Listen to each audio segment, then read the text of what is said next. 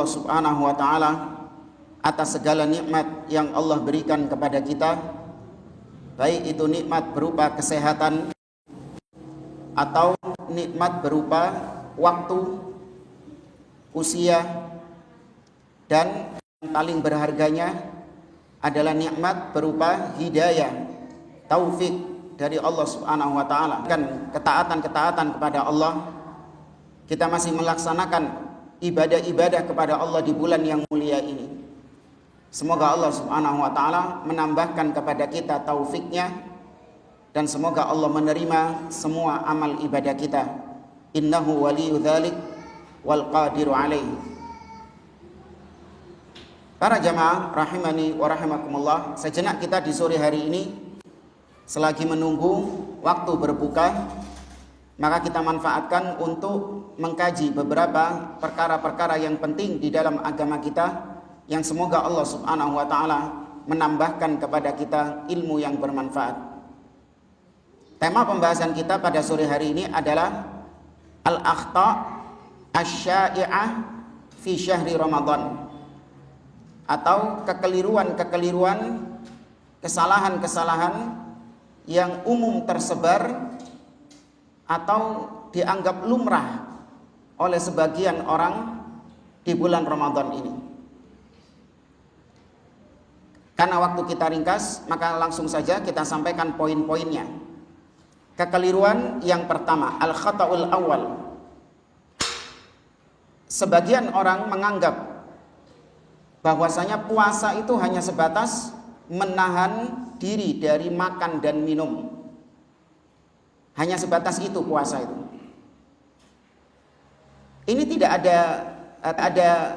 tidak salah juga. Karena kalau dari definisi secara syar'i, puasa itu maknanya adalah al-imsak an mufattiratis shaum min tulu'il fajri ila ghurubisy syams ta'abbudan lillahi subhanahu wa ta'ala.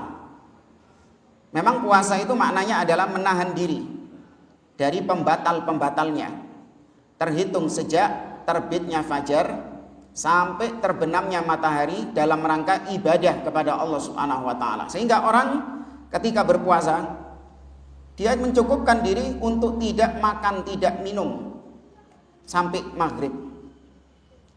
Adapun perbuatan-perbuatannya yang lain seperti pandangannya, lisannya, telinganya, itu tidak dia jaga dari hal-hal yang diharamkan oleh Allah Subhanahu wa taala. Matanya masih melihat pemandangan-pemandangan yang diharamkan oleh Allah. Telinganya mendengarkan apa yang Allah haramkan. Puasa tapi sibuk mendengarkan musik misalnya. Mulutnya masih menghibah, namimah, memfitnah, dan menjelek-jelekkan orang lain. Ketika kita nasihatkan ini kepada sebagian orang, mereka beralasan, wah kan itu nggak membatalkan puasa, Ustaz. Sahih nggak? Orang yang puasa terus ghibah, apakah ghibahnya itu membatalkan puasanya? Tidak. Orang yang puasa kemudian dia melihat hal-hal yang diharamkan oleh Allah, entah aurat wanita yang tidak halal baginya, batal nggak puasanya? Tidak. Iya. Puasa dengerin musik. Ya, dengerin musik. Batal enggak puasanya? Tidak. Atau waktunya dihabiskan untuk main game, nonton film, ya, drakor atau apa itu orang-orang itu. Ya. Atau waktunya habis untuk nongkrong, cangkruan, ngobrol-ngobrol enggak jelas. Batal enggak puasanya? Tidak. Maka sebagian orang mencukupkan diri dengan tidak makan dan minum. Tapi aktivitas-aktivitasnya itu masih bermaksiat kepada Allah Subhanahu wa taala dengan alasan itu bukan membatalkan puasa. Maka kalaupun itu tidak membatalkan puasa, namun yang kita khawatirkan justru adalah itu bisa menggugurkan pahalanya, bisa menghilangkan pahalanya. Kata Imam Ibnu Qayyim Al-Jauziyah rahimahullah, laisa sya'nu fil amal walakinna sya'na an nahfadhal amal min muhbitiha wa mufsidiha. Bukan perkaranya itu kita beramal. Orang kalau beramal bisa mudah, sholat, puasa, baca Quran, zikir. Kalau cuma sekedar beramal, melakukan suatu amal ibadah, gampang. Tapi yang susah, dan ini yang paling penting dari sekedar amal adalah menjaga pahala yang telah didapatkan dari hal-hal yang bisa merusaknya, menggugurkan. Caranya apa? Tadi, puasa tapi bermaksiat kepada Allah Subhanahu wa taala. Maka dia memang enggak wajib untuk mengganti puasanya di bulan yang lain. Betul. Yang lain. Gugur kewajiban menjalankan puasanya. Betul. Tapi kata Nabi SAW, rubba sha'imin laisa lahu min siyamihi illal ju' wal atash. Berapa banyak orang-orang yang berpuasa, dia tidak mendapatkan apa-apa. Artinya dia nggak dapat pahala dari puasanya itu. Yang dia dapat cuman lapar dan haus saja. Nabi SAW juga bersabda, man lam yada' qawla zur wal amala bih falaysa lillahi haja fi an yada'a ta'amahu wa syarabahu. Barang siapa yang tidak meninggalkan ucapan-ucapan yang sia-sia, mau itu ucapan dusta, ucapan yang namimah, ghibah, ya, bahasa kita gedabrus. Nah, barang siapa yang tidak meninggalkan ucapan-ucapan yang sia-sia ini, atau melakukan perbuatan-perbuatan yang sia-sia tadi, yaitu tadi nonton film lah, atau cangkruan lah, atau main game lah, ini perbuatan sia-sia. Barang siapa yang tidak meninggalkannya, maka Allah tidak butuh ketika dia tidak makan dan minum. Artinya Allah tidak akan memberikan pahala kepada dia. Allah tidak akan memberikan balasan kepada dia, meskipun dia lapar, meskipun dia haus. Ya, maka ini kekeliruan yang pertama yang dinormalisasi oleh sebagian orang, terutama kalangan anak-anak muda. Ya, terutama kalangan anak, bukan berarti yang tua enggak. Ya, terkadang yang tua juga mencontohkan itu. Kita lanjut pembahasan berikutnya. Al-khata'u tsani al-mubalaghah fit ta'am wasyarab, yaitu ghulu, berlebih-lebihan dalam makan dan minum, baik ketika sahur ataupun ketika berbuka. Sebagian orang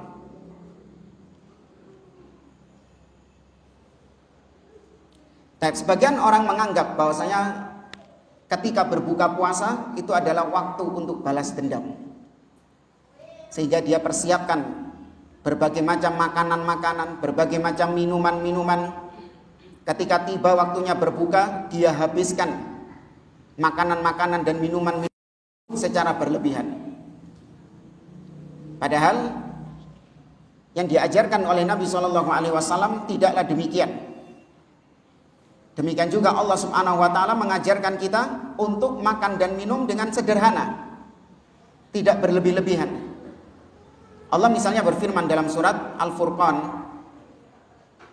kata Allah Subhanahu wa taala, bukan Al-Furqan, Al-A'raf, tepatnya ayat 31. Allah berfirman, wa kulu washrabu wa la tusrifu innahu la yuhibbul musrifin.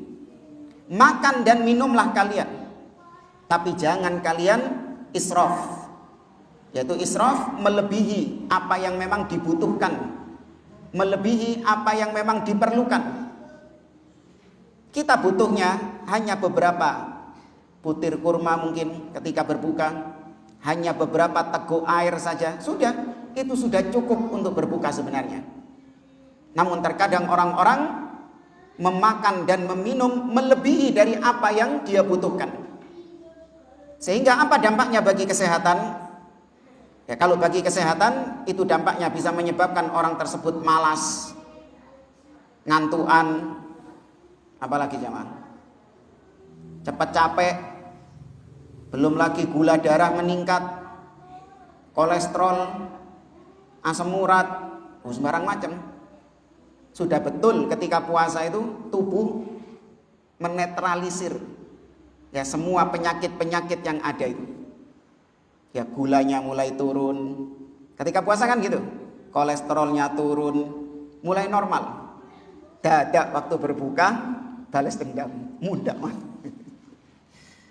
Ya. Maka ketika kesehatannya terganggu, maka otomatis ibadahnya akan terganggu. Ya kan, ketika orang itu makan sampai kelimpukan tadi, maka aktivitas ibadahnya yang terganggu. Dan ini kalau juga mau dimasukkan ke dalam kekeliruan berikutnya adalah yaitu meninggalkan ibadah sholat demi makan dan minum. Ini kalau mau dimasukkan kekeliruan yang ketiga boleh, atau masukkan sub dari yang kedua ini tadi, berlebih-lebihan. Antum mendapati ketika waktu berbuka, orang-orang itu lebih sibuk makan dan minum, padahal iqomah sudah dikumandangkan, imam sudah takbiratul ihram, dia masih apa? Saya kecapan saya. Masih makan dan minum dia. Bahkan imamnya sudah 1 rakaat, 2 rakaat, baru dia gabung ketika menjelang salam. Maka ini keliru. Sampai mengorbankan sholatnya demikian, ini adalah kekeliruan. Maka bertakwalah kepada Allah Subhanahu wa taala, ikutilah petunjuk yang telah diajarkan oleh Nabi SAW dalam makan dan minum. Nabi SAW bersabda, ma mala'a adamiyun wi'aan syarran min batnin. Kata Nabi SAW, tidak ada sebuah wadah yang diisi dengan keburukan melebihi perutnya manusia. Jadi kalau ada tempat mboiku cangkir, baskom, panci, ember, itu kan tempat yang diisi keburukan. Tidak ada tempat yang diisi keburukan melebihi perut. Maka perut ini banyak menampung keburukan-keburukan. Maka seorang harus bertakwa kepada Allah Subhanahu wa taala, jangan sampai perutnya itu menjadi wadah bagi syarr, bagi keburukan-keburukan. Yaitu tadi, dengan dia tidak berlebih-lebihan di dalam makan dan minum. Demikian juga ketika sahur. Ya, betul, sahur itu barokah. Nabi mengatakan tasaharu fa inna fis sahuri barokah, betul. Namun bukan berarti kemudian seseorang berlebih-lebihan dalam makan dan minum ketika sahur. Ya, maka diperhatikan dari sisi makan dan minum ini. Nah, itu baru disinggung tadi kan. Baik.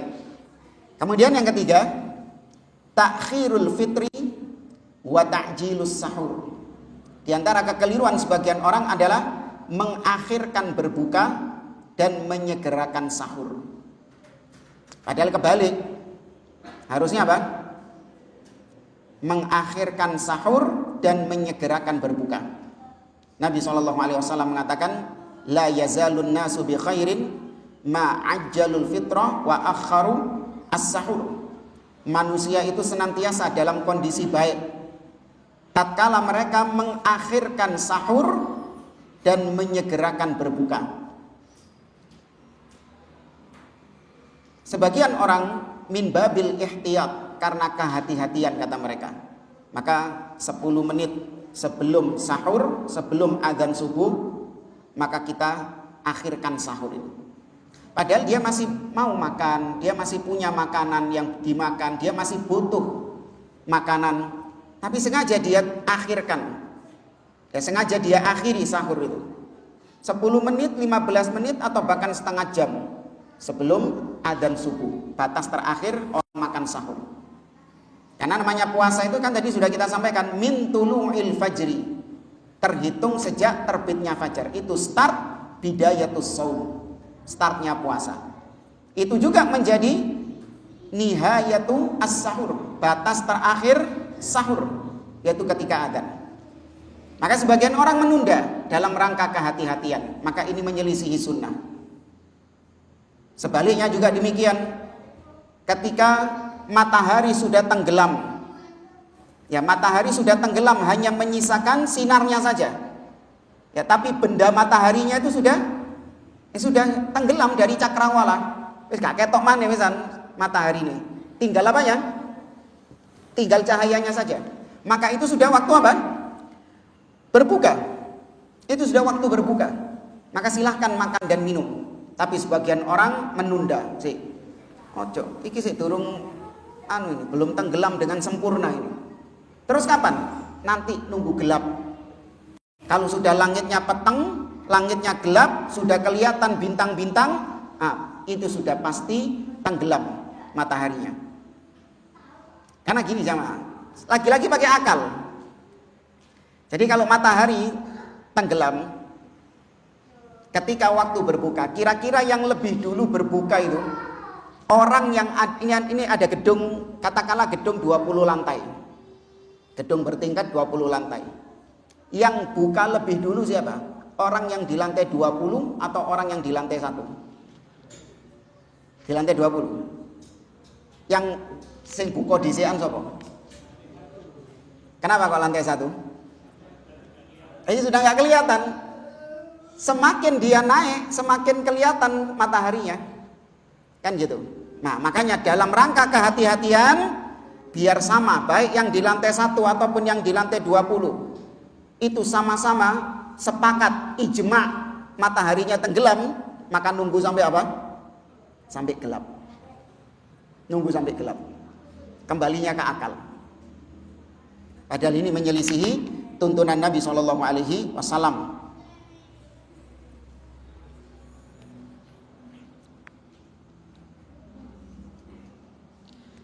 Kemudian kita lanjutkan.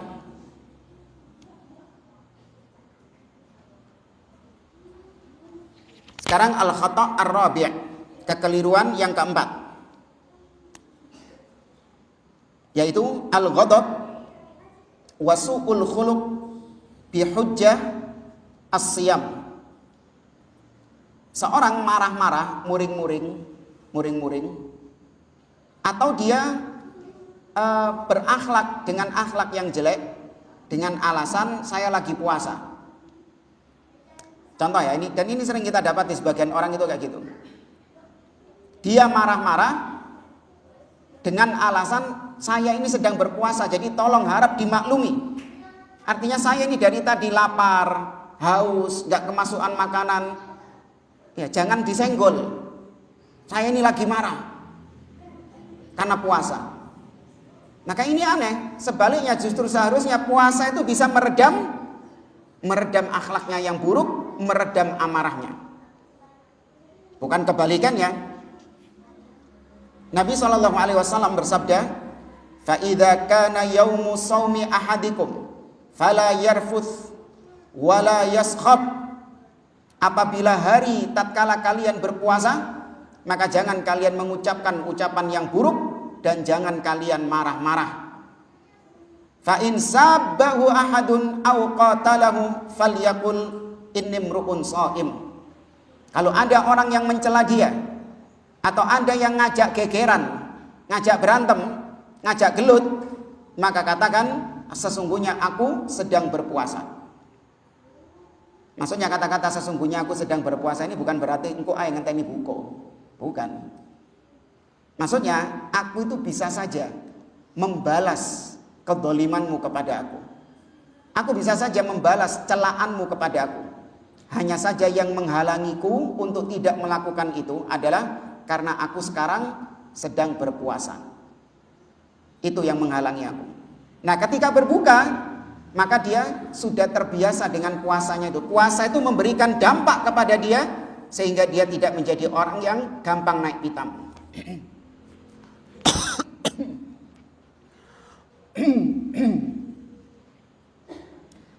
Maka termasuk kekeliruan sebagian orang marah atau berakhlak dengan akhlak yang jelek di bulan Ramadan dengan alasan dia sedang berpuasa. Kemudian al-khata'ul khamis, kekeliruan yang kelima, an-naum tiwalan nahar was-sahar tiwalal lail. suka tidur sepanjang siang dan melean sepanjang malam tanpa ada hajat. Ya, kecuali kalau memang kerjaannya dia itu malam, seperti mungkin satpam, ya kan, kerjaannya memang malam. Nah, ini ada hajat, ada keperluan. Atau memang malamnya itu dihabiskan untuk ibadah. Seperti nanti ketika sepertiga malam terakhir. Ya, ketika sepertiga malam terakhir, 10 hari terakhir, maka yang lebih istimewa itu malamnya atau siangnya? Malamnya. Itu yang lebih istimewa. Maka dia lebih memanfaatkan malamnya untuk beribadah, kemudian siangnya untuk istirahat. Gak masalah kalau ibadah. Tapi ini enggak. Malam dipakai untuk hal-hal yang tadi sia-sia juga. Cangkruk atau apa orang-orang biasanya? Mancing. Ya, ono mancing. Untuk perkara yang sia-sia. Begitu selesai sahur, tidur dia. Sampai kapan? Sampai siang. Ya, kalau siang bangun. Terkadang langsung menjelang maghrib. Mau berbuka. Semua itu dibungkus dengan sebuah hadis yang tidak sahih dari Nabi SAW. Naumus shaim ibadah. Tidurnya orang yang puasa itu adalah ibadah. Nggak tahu hadis riwayat sopo itu. Dan itu fenomenal, populer, ya enggak? Kita dari kecil familiar ya dengan kalimat ini ya. Tidurnya orang yang puasa itu adalah ibadah. Tuh bagaimana? Syaitan lebih mempopulerkan hadis-hadis yang tidak sahih dari Nabi SAW daripada hadis-hadis yang sahih.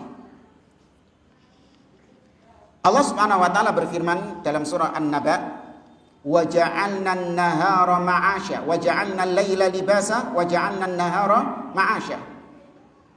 Dan kami jadikan malam itu seperti libas, seperti pakaian untuk kalian.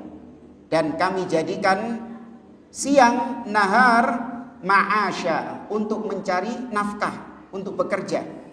Bukan sebaliknya, malam itu kerja, melean, siangnya tidur.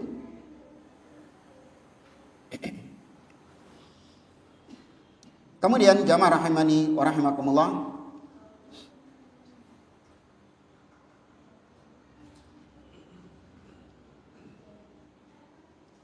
sekarang ke berapa? Al-khata' as-sadis, kekeliruan yang ke-6.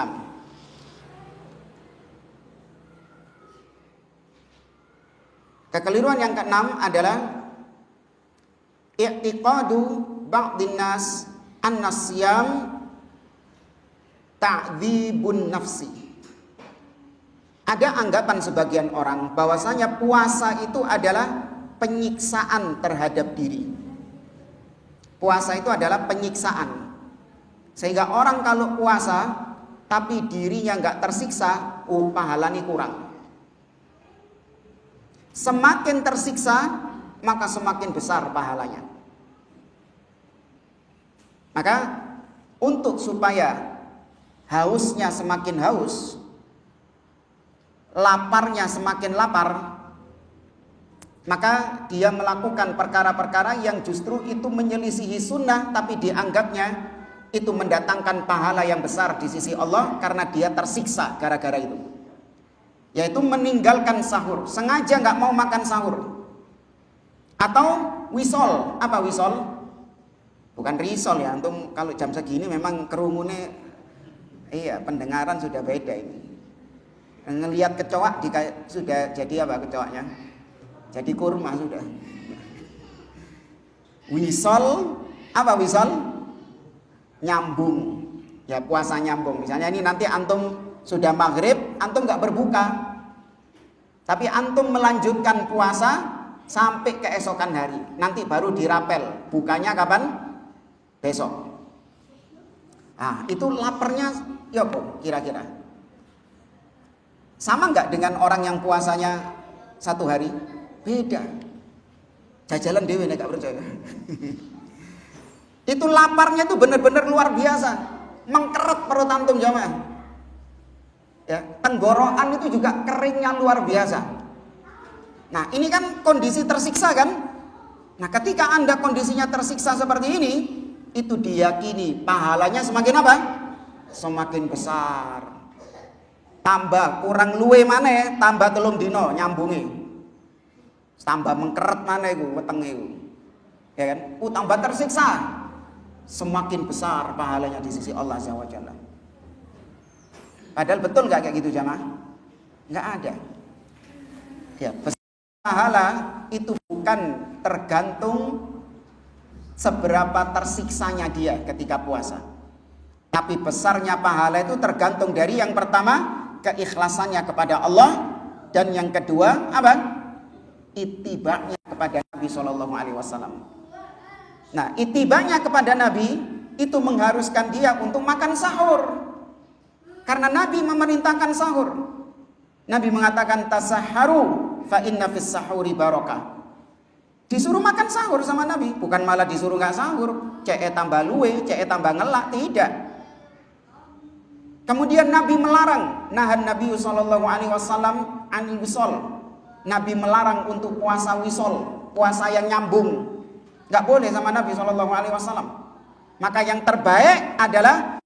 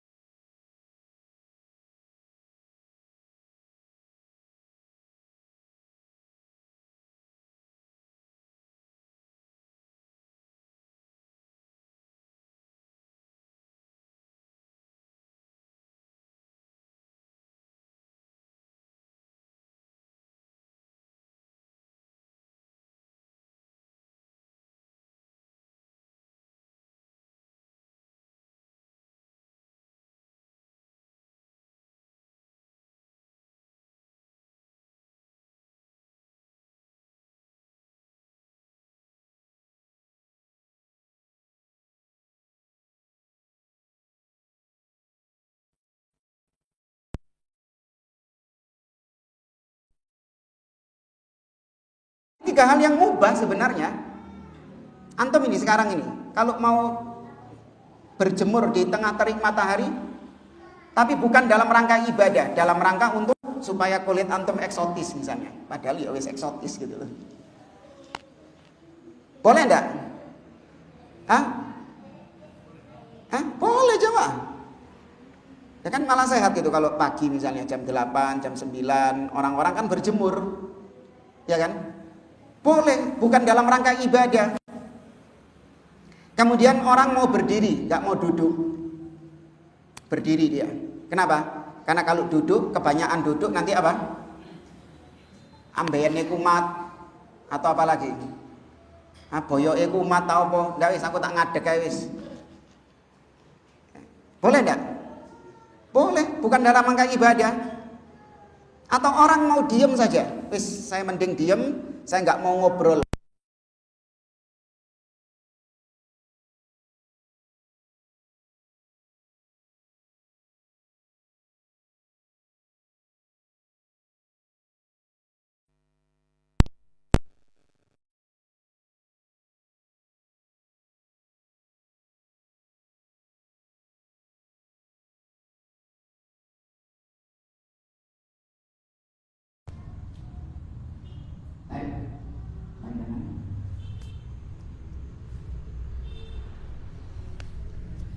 Kemudian juga tadi kan kita menyinggung soal sahur. Sebagian orang tidak mau makan sahur. Padahal sahur ini, di balik sahur itu ada tarbiyah, pendidikan dari Nabi Shallallahu Alaihi Wasallam.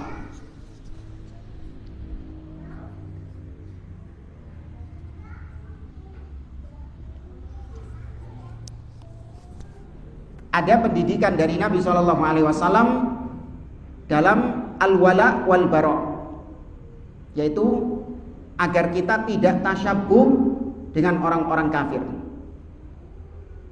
Itu dididik dari makan sahur itu. Kok bisa makan sahur? Apa kaitannya makan sahur dengan orang-orang kafir? Iya, pembeda antara puasa kita dengan mereka. Kata Nabi SAW, faslu ma baina siyamina wa siyami ahlil kitab akalatus sahur. Yang membedakan antara puasa kita dengan puasanya orang-orang kafir adalah makan sahur. Kalau sekedar puasa, orang kafir puasa. Orang Nasoro itu katanya sekarang ini mereka juga menjalankan puasa. Katolik ya, Katoliknya kalau tidak salah. Mereka juga menjalankan puasa 40 hari puasanya mereka. Orang Yahudi mereka banyak melakukan puasa juga. Ya, orang Hindu apa? Nyepi kula poso. Puasa itu. Tapi yang membedakan puasa kita dengan puasa mereka apa? Sahur. Ya, jadi di sini ditanamkan agar kita harus tampil beda dengan orang-orang kafir. Meskipun kita sama-sama puasa dengan mereka, tapi kita nggak mau podo-podoan. Ya, kita harus membedakan diri dengan mereka. Karena kita barok kepada orang-orang kafir.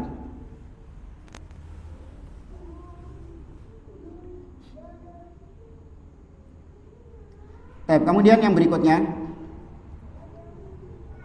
at-taharruj min ba'dil mubahat. Di antara kekeliruan di dalam bulan Ramadan ini adalah sebagian orang terlalu berhati-hati padahal itu dibolehkan. Seperti misalnya bersiwak. Siwak membatalkan puasa atau tidak? Membatalkan. Nek dikrokoti siwak. Kalau dimakan siwak digado baru ya. Tapi sekedar bersiwak saja, maka itu tidak membatalkan puasa. Nah, sebagian orang ada yang berhati-hati, nggak mau dia. Ya. Atau mungkin sebagian orang nggak mau melakukan pengobatan-pengobatan yang memang dibolehkan, alias itu bukan termasuk pembatal puasa, seperti obat tetes mata, atau mungkin yang buat hidung, inhaler, atau pakai koyo atau apalah. Sebagian orang nggak mau ya, karena dianggap itu bisa membatalkan puasa, padahal tidak. Demikian juga yang dianggap membatalkan puasa padahal tidak, yaitu seorang dalam keadaan junub berpuasa. Sah nggak? Jadi misalnya sudah adzan subuh, tapi dia kondisinya masih junub, belum mandi dia. Sah nggak puasanya? Sah. Tapi sebagian orang menganggap nggak sah. Wah, nggak sah ini. Padahal sah. Meskipun dia harus mandi. Sholat subuhnya gimana dong? Ya kan? Bukan terus sampai maghrib dia junub terus, nggak sholat berarti. Kemudian kita ringkas ya karena waktunya. Kekeliruan berikutnya adalah tarkud doa inda siyam. Di antara sebagian orang itu ketika berpuasa malah tidak dimanfaatkan untuk berdoa, terutama indal iftar, ketika mau berbuka puasa. Padahal posisi ketika orang berpuasa itu adalah kondisi ketika dia doanya mustajab di sisi Allah Subhanahu wa taala. Harusnya dia manfaatkan kondisi ketika dia lapar berpuasa, dia manfaatkan untuk berdoa kepada Allah Subhanahu wa taala. Nabi SAW bersabda, "Thalathatun la turaddu da'watuhum." Ada 3 doa yang tidak ditolak sama Allah Subhanahu wa taala, alias diterima doanya. Di antaranya adalah as-shaim hatta yuftir. Doanya orang yang berpuasa sampai dia berbuka. Maka ini momen-momen kesempatan. Ya. Ketika dalam kondisi puasa banyak-banyak berdoa kepada Allah Subhanahu wa taala. Makanya inilah kenapa Allah selipkan di dalam ayat-ayat puasa, Allah selipkan ayat tentang doa. Ada yang tahu apa bunyi ayatnya? Ya, Pak? Ada yang tahu bunyi ayatnya? Nyempil, tahu nyempil ya? Ya, ini ayatnya nyempil di antara ayat-ayat puasa. Sebelumnya ayat tentang puasa, syahrul ramadhan alladzi unzila fihil Qur'an. Setelahnya juga ayat tentang puasa, uhilla lakum lailatas siyamir rafathu ila nisaikum. Nah, ini nyempil, padahal dia bukan tentang puasa, dia tentang doa. Ada yang tahu bunyinya apa? Wa idza sa'alaka ibadi anni fa inni qarib ujibu da'watad da'i idza da'an falyastajibu li wal yu'minu bi la'allahum yarshudun. Apabila hambaku bertanya kepadamu tentang aku, sesungguhnya aku dekat. Aku mengabulkan doa orang-orang yang berdoa kepadaku. Tapi itu syaratnya, doa itu kepada Allah. Ad-du'a huwal ibadah. Doa itu ibadah. Namanya ibadah harus diserahkan ke siapa? Allah Subhanahu wa taala. Wa qala rabbukum ud'uni astajib lakum. Innal ladzina yastakbiruna an ibadati sayadkhuluna jahannama dakhirin. Kata Allah, berdoalah kepadaku, niscaya aku akan jawab doa kalian. Sesungguhnya orang-orang yang enggan beribadah kepadaku, maka mereka akan masuk ke dalam neraka dalam keadaan yang hina. Maka yang dipanggil Allah, perhatikan ini yang dipanggil ini. Karena inti dari doa itu sing mbok celuk iku sapa? Siapa yang kau panggil, yang kau seru ketika berdoa itu? Kalau ternyata yang dipanggil itu selain Allah, maka itu syirik kepada Allah Subhanahu wa taala. Ya Syekh fulan, ya Habib fulan, ya Kiai fulan. Ya, meskipun kata mereka ini tawassul, ya, ini min babit tawassul kata mereka. Tujuannya itu tetap minta kepada Allah, tapi melalui perantara fulan dan fulan ini, wali-wali yang telah mati ini, wali-wali keramat ini. Maka itu tetap dikatakan syirik. Dari sisi mana? Sing mbok celuk iku sapa? Allah atau si mayit tadi? Si mayit tadi. Ya, maka buang ketergantungan kita terhadap wali-wali yang telah mati, kuburan-kuburan yang dikeramatkan. Wis buangan semua itu. Ya. Hati kita hanya bergantung kepada Allah Subhanahu wa taala. Jangan seperti para kuburiyun yang mereka ini gemar mencari kuburan-kuburan keramat yang kata mereka itu mustajab untuk berdoa. Tidak. Yang mustajab itu yang ada dalilnya. Nggak ada kuburan keramat yang bisa mengabulkan hajat, yang bisa mustajab doanya, tidak ada di dunia ini. Maka kondisi seseorang itulah yang mustajab ketika berdoa, tatkala dia berpuasa, tatkala dia sujud, waktu antara adzan dan iqamah, ketika sepertiga malam terakhir, atau di tempat-tempat yang mustajab seperti ketika di Baitullah Al-Haram, doa orang tua kepada anaknya, ya, doanya orang yang terbolimi, ini yang ada dalilnya itu. Tapi kalau kuburan Habib fulan, ini kadang ditambah-tambahi sama pendongeng-pendongeng itu. Mungkin pernah diantara antum ada potongan video ziarah Tarim. Ziarah Tarim. Tarim ini kota 1000. wali, ya wali syaitan ya. Nah, ada kuburan keramat gitu, komplek kuburan keramat, Zambal atau Gimbal atau apa gitulah namanya itu. Nah, kata tour guide-nya, pemandu wisatanya itu, dia bilang kepada orang-orang yang ziarah itu, makam Habib Fulan ini, itu kalau Anda punya problematika hidup apapun, datang ke kuburannya Habib Fulan ini. Dia bisa memberi solusi atas semua problematika hidup. Secara makna seperti itu yang disampaikan. Naudzubillah. Ini kesyirikan kepada Allah Subhanahu wa taala. Maka doa kepada Allah ketika berpuasa ini. Namun pemandangan yang sangat kontras ya. Kalau Anda lihat di Mekah, Madinah, waktu-waktu menjelang berbuka itu, ya mungkin nanti kalau antum mungkin yang sudah pernah umroh, atau mungkin kalau yang belum pernah umroh, mungkin bisa lihat siaran-siaran online streamingnya. Ketika menjelang berbuka, maka antum lihat suasana mereka itu berdoa, rapi doa mereka itu. Berdoa menjelang berbuka. Kontras dengan yang ada di negeri kita. Apa? Rebutan panganan sehat. Ya, kalau di sini masih war, masih perang. Sibuk sing kurang opo iki. Ote-ote mari aman. Kebab aman. Tahu isi aman, es campur aman. Bukannya sibuk berdoa, tapi sibuk dengan makanan-makanannya. Kemudian yang terakhir jamaah, yaitu tarkul amal wat takasul bi hujjah at-ta'ab. Tidak mau kerja, hidupnya malas-malasan dengan alasan puasa, capek puasa. Ada sebagian orang itu yang gak mau kerja, atau kalaupun dia kerja, kerjanya itu gak produktif, lemas, loyo, ya kan, di tempat kerja turu. Kenapa? Puasa. Ya opo ngono iya rek sakno iki supaya dikasih tolerir gitu, sakno iki puasa ini. Jadi puasa ini hanya dijadikan alasan untuk dia malas-malasan.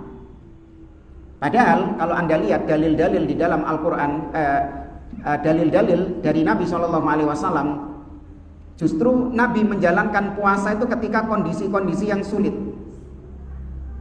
Setidaknya ada dua peristiwa, yaitu puasanya Nabi SAW itu pertama kali difardukan, diwajibkan tatkala Nabi sedang apa? Perang Badar. Bukan malah males-malesan, enggak, perang. Dan perang Badar itu perang yang sulit. 300 sekian melawan 1000 pasukan. Itu perang yang sulit dalam kondisi berpuasa. Demikian juga ketika peristiwa Fathu Mekah, juga dalam kondisi bulan Ramadan, kondisi puasa. Maka ini menunjukkan kepada kita, puasa itu bukan berarti kemudian seorang itu malas-malasan, tidak produktif. Tapi masih mending lah malas-malasan ini dia masih berpuasa. Ada lagi kebalikannya. Dengan alasan kerja, maka dia tinggalkan puasa. Ini wali aneh. Ngerti ya? Kalau yang tadi dia meninggalkan kerja demi untuk supaya bisa puasa. Sah nggak puasanya? Sah. Meskipun kurang pahalanya, iya, tapi masih mending. Yang kedua ini yang parah. Dia belani kerja, dia tinggalkan puasanya. Kuli bangunan, ya kan, yang sehari-harinya ngangkat semen, ya, karena alasan capek, panas, lelah, haus, maka dia pun membatalkan puasanya. Atau memang sejak awal dia nggak puasa. Kenapa? Karena pekerjaan. Loh, sita. Orang yang kerja dengan kerja yang keras, kerja yang berat, apakah dia mendapatkan keringanan untuk boleh tidak berpuasa? Mana dalilnya? Ada nggak dalilnya? Orang yang pekerjaannya berat boleh tidak berpuasa? Ada? Yang ada sakit, ya. Kata Allah Subhanahu wa taala, "Wa man kana maridhan aw ala safarin fa iddatun min ayamin ukhra." Orang yang sakit, ya, orang yang safar, wanita yang haid, Oh, yang haid memang nggak boleh ya, bukan keringanan, enggak, memang dilarang. Wanita yang hamil, wanita yang menyusui, syekhun kabir, ya, orang yang sudah tua renta, nah itu boleh. Dia tidak berpuasa, ada yang cukup membayar fidyah, ada yang diganti di hari yang lain. Tapi kalau pekerja berat, tidak ada udzur untuk dia tidak berpuasa. Tetap wajib dia berpuasa. Maka hati-hati, ingatkan, mungkin ada saudara kita, tetangga kita yang tadi bermudah-mudahan dengan alasan pekerjaannya berat, maka dia tidak berpuasa. Nanti ae tak ganti nek prei jadi deh. Ono ta?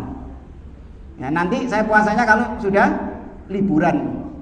Ya, Allah tahu kok bagaimana niat saya ini. Enggak cukup niat saja. Nabi SAW pernah ditampakkan neraka.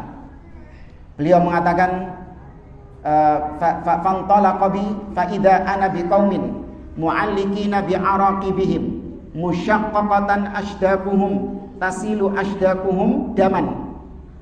Kata Nabi, aku melihat di neraka ada sekelompok orang yang digantung di atas kaki mereka. Jadi kakinya di atas, kepalanya di bawah. Kemudian mulut-mulut mereka sobek dan mengucur darah dari mulut-mulut mereka. Nabi bertanya, man haula, siapa mereka ini? Maka kata beliau, ulaikal ladzina yuftirun qabla tahillati shaumihim. Mereka itulah orang-orang yang berbuka sebelum halal waktunya. Kedawan ya. Bahasa kita apa? Mokel. Nah, mereka itulah orang-orang yang mokel. Naudzubillah. Tapi jamaah, saya kira ini yang bisa kita sampaikan. Ada sisa waktu satu aja. Kalau ada yang mau ditanyakan. Kalau nggak ada nggak usah dipaksa. Hulu antum kalau memaksakan. Ya.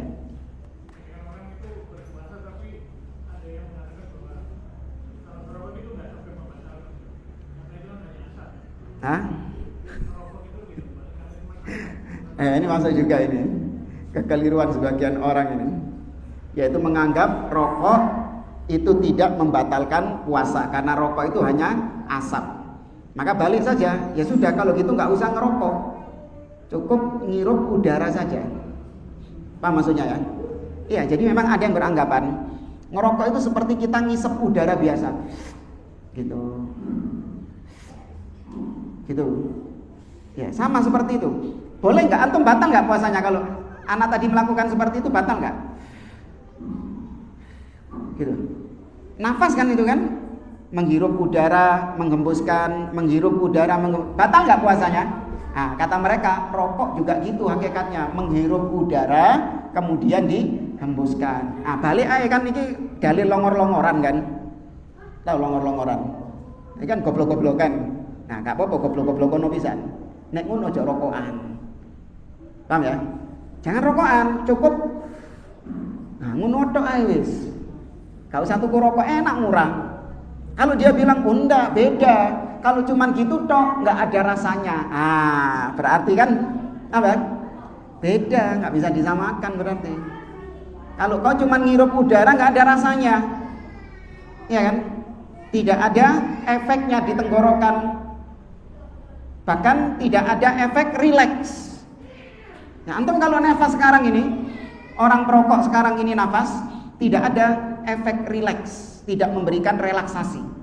Beda kalau nanti berbuka, mereka langsung nyumet, nah itu ada apa? Perasaan seperti rileks. Kata itu kayaknya katanya ada apa yang dilepaskan gitu. Apa hormon apa gitu yang dilepaskan itu yang membuat tubuh menjadi rileks. Ya kan berarti beda hukumnya. Nah, wallahu a'lam. Jadi tetap batal puasanya yang ngerokok. Apa itu? Buhur.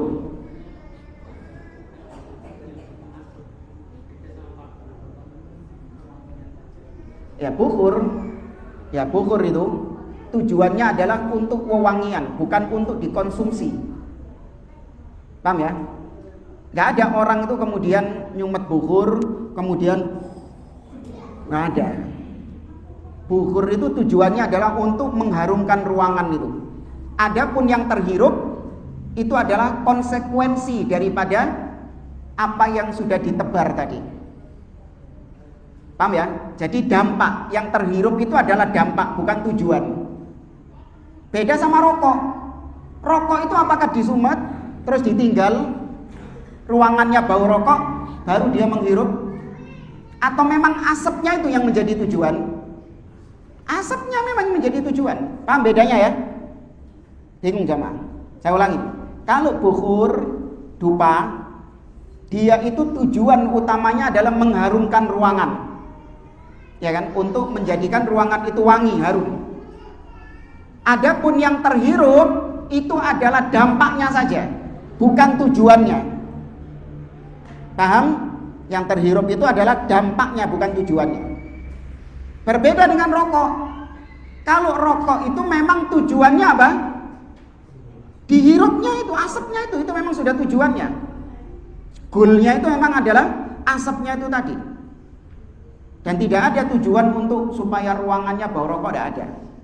Murni tujuannya adalah untuk asapnya itu tadi. Baik, untuk mendekatkan pemahaman, saya kasih pertanyaan gini saja.